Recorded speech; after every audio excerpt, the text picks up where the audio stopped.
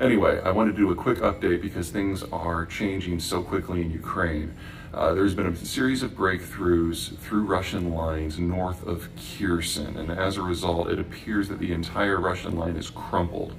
The problem is that the Russians really have nowhere to retreat to, or at least not with their gear. There are two bridges, one in Kherson and one in Nova Kakova, that have been damaged, so you can walk across them, but you can't take your equipment with you. You can't drive across them. And that means that the Russians are literally running for their lives, and very soon they're going to be pinned against the river, and they'll have a choice between fighting to the death, surrendering, or making a run on foot for one of those bridges to get away. Now, this would obviously be bad for the Russians in any circumstance, because this is the furthest that the Russians have gotten. Kherson is the only major city that the Russian advance has captured in 7 months. But there's an additional problem here.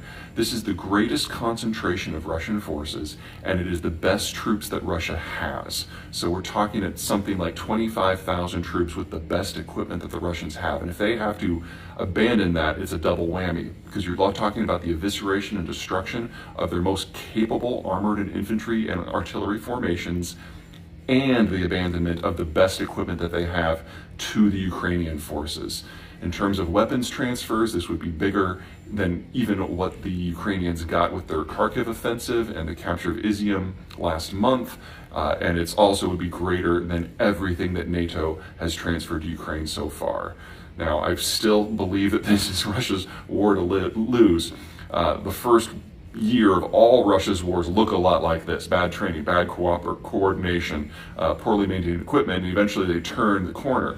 But if their most powerful formations dissolve in the next couple of days, it's time to start thinking about what that means for Russia as a whole. That is going to have to be the topic of another video. Anyway, watch Kherson closely. This could very well be where this war is decided.